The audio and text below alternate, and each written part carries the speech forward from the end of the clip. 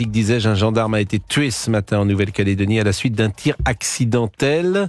Et nous allons pouvoir en parler avec Louis de Raguenel. C'est une annonce du ministre de l'Intérieur, Gérald Darmanin. Bonjour, il ne s'agit pas d'un tir ennemi. C'est quoi un tir accidentel ? De ce qu'on sait, c'est un tir qui a eu lieu au moment où le gendarme se préparait son blindé pour une mission donc de rétablissement de l'ordre. C'est-à-dire, c'est lui-même ? Alors, j'ai du mal à comprendre. Ça serait lui-même qui... On peut, avant d'intervenir, les gendarmes préparent leurs armes et puis il y a des mouvements et donc manifestement en préparant le blindé dans lequel il allait intervenir, il y a eu un coup de feu qui est parti et donc qui l'a tué. La Calédonie est en état d'urgence, l'armée s'est déployée, ce territoire français du Pacifique Sud est plongé dans une crise sécuritaire. Sonia Baguès, la présidente de la province sud de la Nouvelle-Calédonie, parle d'un racisme anti-blanc. C'est ça la vérité, dit-elle. L'intervention des militaires doit permettre de sécuriser les ports et aéroports du territoire. Je vous propose peut-être d'écouter Sonia Baguès précisément. Concrètement, là, on n'est pas du tout en sécurité. Les gens sont terrorisés chez eux. Ils sont encore agressés, incendiés. Un message sur les réseaux sociaux disant que j'étais dans un hôtel où j'étais pas. Ils sont arrivés à 15 cagoulés pour venir me chercher dans l'hôtel. En fait, il y a des organisations de groupes de protection des quartiers avec chacun y va. En fait, les hommes sont sur les barrages pour protéger les quartiers armés. Les gamins, même à partir de 14 ans, y sont parce que sinon on n'a pas assez de monde pour tenir les nuits, se reposer, etc. Donc tous les hommes sont sur les barrages et les femmes sont à la maison avec les enfants. Et ce qu'on veut, c'est des moyens en plus parce qu'on n'est pas capable pour l'instant de se protéger dans ces conditions. Sonia Baguès qui répondait aux questions de Laurent Tessier pour Europe 1. J'ai eu l'information qu'elle était protégée par le RAID 24 heures sur 24. Absolument. Et puis elle n'est pas la seule. Donc donc elle est protégée. Ses parents sont également protégés cette fois-ci par le GIGN. Et puis Gérald Darmanin a annoncé ce matin que la plupart des grands élus locaux calédoniens faisaient l'objet d'une protection policière. Sonia Baguès qui parle de racisme anti-blanc, toujours au micro de Laurent Tessier. C'est du racisme direct puisqu'ils nous traitent de sales blancs, et là je suis polie, mais il y a toujours ce terme-là. Ils nous insultent, ils nous demandent de rentrer chez nous. On est né là-bas, donc on est né ici, donc on n'a pas d'autre chez nous qu'ici, mais ils veulent nous faire dégager parce qu'on est blanc. Les choses sont sans ambiguïté. Ils sont tellement nombreux et tellement violents qu'en fait, on a l'impression que clairement les Kanaks veulent nous mettre dehors de ce pays et considèrent qu'ils doivent vivre sur cette terre sans nous. Et Michel Onfray, qui était l'invité de Laurence Ferrari ce matin sur CNews Europe 1, a parlé de guerre civile. Même de guerre civile, très précisément, puisque ce sont des Français qui attaquent d'autres Français et des Français qui se défendent des attaques que d'autres Français leur infligent. Donc je parlais, hélas, depuis très longtemps d'une guerre civile à bas bruit, avec quelques ricanements du côté des islamo-gauchistes. Et on enlève maintenant à bas bruit. C'est une vraie guerre civile, c'est-à-dire que je rappelle que le gendarme a quand même pris un projectile en pleine tête. En pleine tête, c'est-à-dire qu'on a visé la tête, on a voulu le tuer, alors qu'il a enlevé son casque, justement comme un signe de bienveillance, en disant je ne viens pas armé, je viens pour discuter. Et là, d'un seul coup, on ajuste le tir et la balle arrive dans la tête. Michel Onfray, de nouveau interrogé par Laurence Ferrari, ce matin toujours, un État raciste qui est proposé en Nouvelle-Calédonie, dit-il. Là, on a le signe d'une créolisation malheureuse, et en même temps, la proposition, et songeons un petit peu au laboratoire de Jean-Luc Mélenchon dans cette aventure. C'est un État racial qui nous est proposé. C'est un État raciste qui nous est proposé. Les Blancs dehors, qu'est-ce que ça veut dire, les Blancs dehors ? Voilà, des gens qui sont parfois là depuis plus d'un siècle et demi. Pour certaines familles, on n'est pas responsable de ce qu'on fait. Nos parents, un siècle et demi en amont, voire en 1492. Et à un moment donné, il va falloir arrêter cette histoire que le péché originel, ça concernerait des couleurs.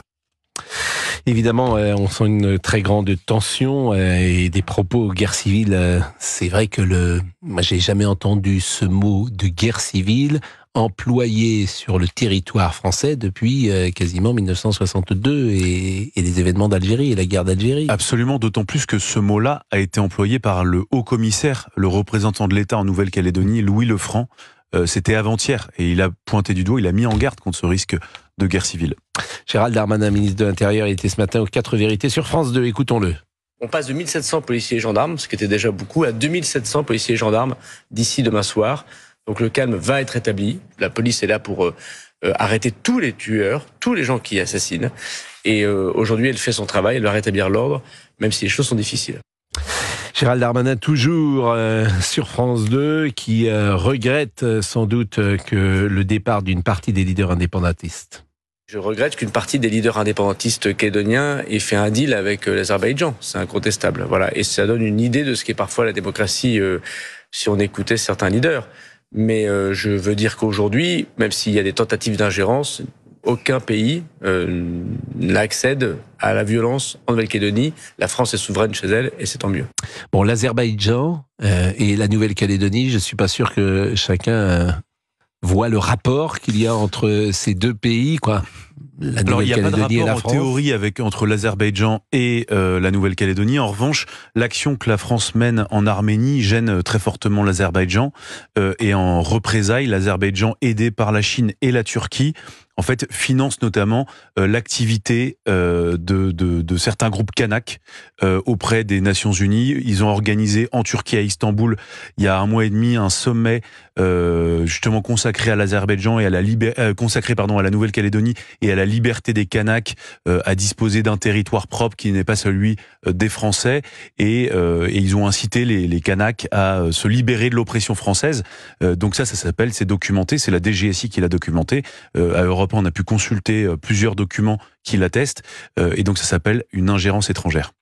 Il est 11h12, on marque une pause, vous restez avec nous et on va écouter, on sera en direct de Nouvelle-Calédonie avec une auditrice dont on ne dira pas le nom, qui souhaite garder l'anonymat pour des raisons que vous imaginez, qui pourra témoigner de ce qui se passe sur place. À tout de suite.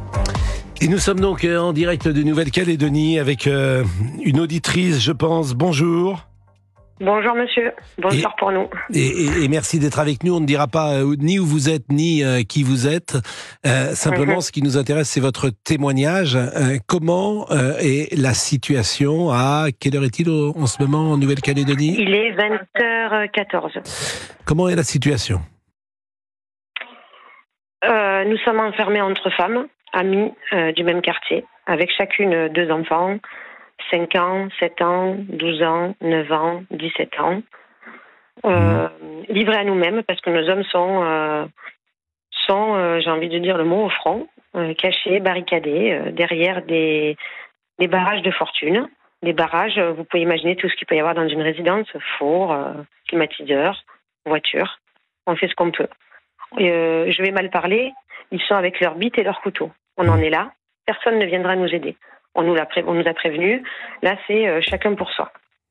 Donc, on sait nos maris là-bas, avec des émeutiers en face, armés maintenant. Ça fait 3 jours. Ça dure depuis lundi soir, sachant qu'on a 10 heures de plus que vous. Depuis lundi soir, on ne dort pas. Vous avez au téléphone des mères de famille avec des enfants dans une situation chaotique. Les seules choses qu'on voit, c'est sur les réseaux, c'est ce qui se passe sur notre île. Ils ont bousillé notre île. Il n'y a plus rien. Il n'y a plus de concessionnaires, il n'y a plus de pharmacie, il n'y a plus d'école.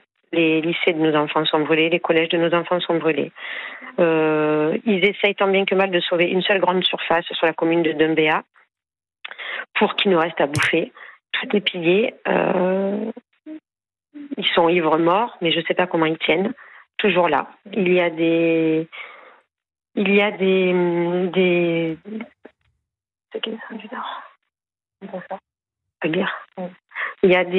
gens du Nord qui arrivent, armés, prêts à en découdre. Ils sont a priori arrêtés au niveau de la Tontouta, qui est l'aéroport, mais certains sont passés a priori. Ils visent les quartiers de Blanc maintenant, parce qu'une fois qu'ils ont tout saccagé à l'extérieur, maintenant il faut aller terroriser du Blanc. On parle de terrorisme. Ce qui me révolte le plus, c'est pas l'état de ces êtres. On ne parle même pas d'êtres, là on parle de chair de haine. De chair de haine, je peux pas vous dire autrement. De chair de haine sans cervelle. Âgés de 6 ans à je ne sais pas, parce qu'on parle quand même d'enfants de 6 ans, 8 ans, 9 ans, 10 ans qui pillent, ok, et qui caillassent, et qui cocktail molotov, et qui... Imaginez-vous le chaos. Imaginez-vous être sur une île française, monsieur. Je suis française. J'habite en Calédonie depuis 10 ans. J'ai mes sociétés ici. J'ai ma maison ici. Ma deuxième fille est née ici. Je travaille ici. J'étais heureuse dans ce pays jusqu'à lundi matin. Voilà. Alors, ce qui nous frappe, c'est la soudaineté de cela. Est-ce qu'avant lundi, est-ce que vous aviez des prémices Des prémices, monsieur, ce serait très long d'en parler parce que la Nouvelle-Calédonie a une histoire très compliquée et je ne peux pas débattre sur le sujet là maintenant, c'est trop long. Il y a un passif très lourd, très très lourd sur la Nouvelle-Calédonie, la colonisation, tout ça. Voilà. Donc bien sûr, ça fait 10 ans que je suis imprégnée de tout ça, mais 10 ans qu'on vit ensemble. 10 ans que je n'ai pas peur. Je n'ai jamais eu peur sur cette île. Au contraire, voilà. Depuis lundi soir, on est dans la terreur parce que on se rend compte. Et c'est ça que je trouve intéressant dans votre témoignage. Quand je parle de soudaineté, je vous dis, j'entends que, par exemple, la semaine dernière, on est aujourd'hui jeudi dernier, vous n'aviez pas peur, par exemple. Vous ne vous disiez pas. J'avais pas peur. Lundi matin, je suis partie bosser. C'est ça. On vous se dit tous en ce moment, putain, ça va péter. C'est tendu, ça va péter avec l'histoire de. Mais on a tous eu très peur au niveau des référendums. Il y a eu 3 référendums sur les accords de Nouméa pour le maintien de la Calédonie dans la France. Il y a eu 3 référendums à 2 ans d'intervalle. C'est bien ça? Je dis pas de conneries. Désolée, j'ai pas les idées claires. On est à 4 jours d'insomnie. Non, mais j'imagine, et je vous remercie d'ailleurs de témoigner. Il y a eu 3 référendums, et je veux dire, là, on avait peur. Là, on se disait, ça peut déborder. Les référendums se sont passés. Et depuis, on a face à nous un gouvernement indépendantiste qui ne veut pas accepter qu'on est maintenu dans la France. En fait, c'est parti d'une histoire de dégel de corps électoral. Je ne sais pas si vous êtes au courant de ça. Bah oui. Si vous me dites que vous n'êtes pas au courant de ça, là, je m'effondre parce que je veux dire, mais on est tous au courant de ça. Et bien sûr. Monsieur. Mais à votre avis, c'était une erreur, selon vous, du gouvernement de faire ça? Mais certainement pas, monsieur. Je paye mes impôts. Nous sommes d'accord. Je fais tourner l'économie. Donc il fallait le faire. Nous, on fait tourner. Il fallait le faire. On a tout misé ici, nous, monsieur. Moi, je l'aime, cette terre, comparée à ceux qui la revendiquent et qui sont en train de la détruire. Vous ne pouvez pas imaginer la peur au ventre que j'ai si on arrive à sortir vivant, monsieur, parce que je parle de sortir vivant. On en est là. La peur que j'ai, je ne sais pas quand, demain, après-demain, dans 3 jours ou dans une semaine, parce que c'est bien beau, les pipeaux, l'armée est là, ça y est, tenez bon, ça y est, l'armée est là. L'armée est là depuis 24 heures, rien n'a changé. Rien n'a changé, on n'est pas plus en sécurité. C'est encore nos maris qui sont cachés derrière des climatiseurs à nous protéger, la peur au ventre. Est-ce que ça remet en cause votre... à nous-mêmes. Est-ce que ça remet en cause donc moi, je tremble, là, je me dis que donc je ne sais pas quand est-ce qu'on va sortir, mais le jour où on va sortir, monsieur, il va y avoir une onde de choc. Le pays est rasé. Le pays, ils ont détruit le bitume, ils ont volé des mini-pelles, ils ont pris des hachoirs dans les boucheries, ils ont vidé toutes les caves à vin parce que ça boit n'a plus à avoir de sens, mais ils tiennent encore. On se demande comment, je ne sais pas comment. Ils ont tout détruit, monsieur, les centres commerciaux, il y a des menaces d'explosion, des brasseries, tout. La ville est... Mais comment vous faiait pour... C'est un chaos, monsieur. C'est une petite île et c'est un chaos. Comment vous faites pour boire, pour manger? Vous aviez... On avait quelques provisions, quoi. On a nos frigos. Mais j'imagine que... On s'entraide, on rationne. Ma fille voulait un dessert à midi, je dis non, tu en prends qu'un, tu partages avec ta sœur. Vous avez combien d'enfants? Là, j'ai pas peur de mourir de faim, j'en ai rien à foutre, parce que là... Moi, de toute façon, monsieur, on ne mange pas. On ne mange pas. Les maris et les enfants. Voilà. Mais quand vous dites vos maris, là, j'ai pas peur de mourir de faim, parce que je me dis qu'on va se démerder il y a des papayes... On a des frigos, on a des conserves, c'est pas de problème. Vos maris sont où? Quand vous dites nos maris nous protègent, ils sont où vos maris? Parce que vous êtes dans une maison. Moi, je vais pas parler forcément du mien qui fait partie de celui de mes amis, mais en fait, on fait tous des barrages comme on peut pour protéger nos habitations. On n'en parle pas de maisons individuelles. On a la chance d'habiter un endroit où il y a une entrée principale et nous, on est sur l'arrière. Mais ils sont armés, vos maris? Comme on peut. De fortune. De fortune. Est-ce que ça j'ai pas envie d'entrer là-dedans parce que je vous comprends. Est-ce que ça remet en cause votre présence sur l'île? Est-ce que vous dites, après les événements, nous, on rentre en métropole? Mais monsieur, j'aime cette île. Je vous ai dit, j'ai tout investi ici.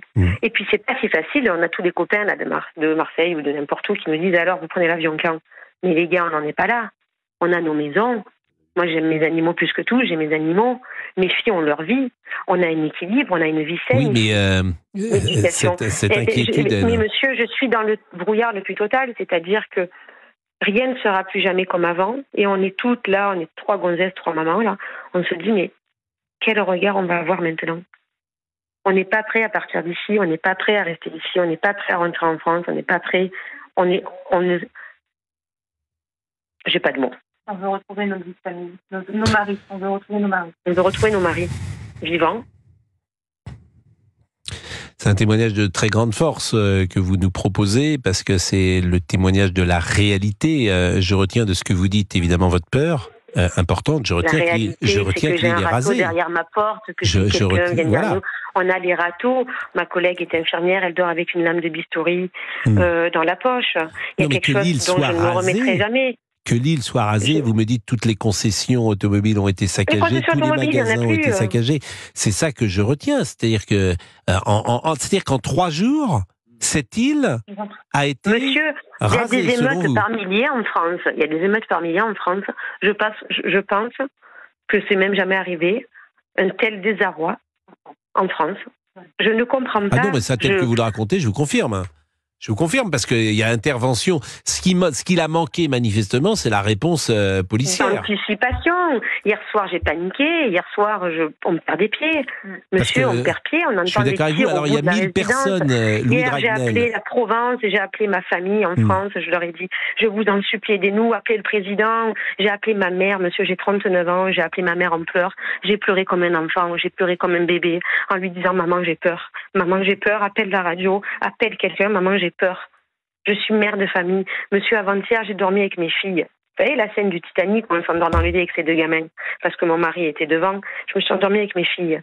J'ai éternué. En pleine nuit, j'ai éternué discrètement. Ma petite fille de 7 ans, elle a fait un bond de 1 mètre dans le lit. Elle avait les mains placardées sur le visage en panique. Vous croyez qu'on peut l'oublier, ça?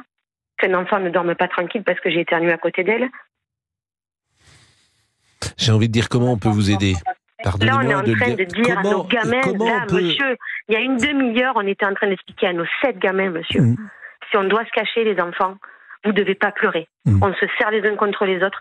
Maman, elles ont pris tout ce qu'il faut. Surtout, il ne faut pas pleurer. La petite dernière, elle a 5 ans, c'est ça? La dernière a 5 ans, la mienne a 7 ans. On regarde nos enfants en leur disant, les enfants, par pitié, le moment, si on doit décoller, il n'y a pas de bruit, il n'y a pas de bruit. Je vais vous poser une question simple, parce qu'on échappe là à simplement le regard journalistique que je peux avoir. Comment on peut vous aider? Comment on peut vous aider? Comment cette station, comment nous, à l'antenne, comment on peut Eh bien, monsieur, vous aider? Je sèche, ou alors hurler. Il faut aider. Il y a des familles en danger de mort. Il y a des familles pétrifiées depuis 4 jours. Il y a des enfants pétrifiés depuis 4 jours. Je sais pas quelle thérapie il va falloir qu'on fasse pour s'en remettre. Mais il faut que ça s'arrête, monsieur. Vous êtes père de famille, je pense. Oui, bien sûr. Et c'est pour ça que j'entends ce que vous dites. Mais vous avez imaginez mon mari raison. qui me dit, mon mari qui m'appelle il y a une demi-heure en me disant, je sais plus. Non, mais je comprends votre fatigue. Restez avec nous. Une chose, Louis de Ragnel, les renforts, 1000 personnes, ça paraît bien juste. Alors oui, on entend beaucoup de choses depuis hier soir. Par exemple, tout le monde dit il y a eu l'envoi de l'armée. Enfin oui, l'envoi de l'armée, mais absolument pas pour faire des rétablissements de l'ordre.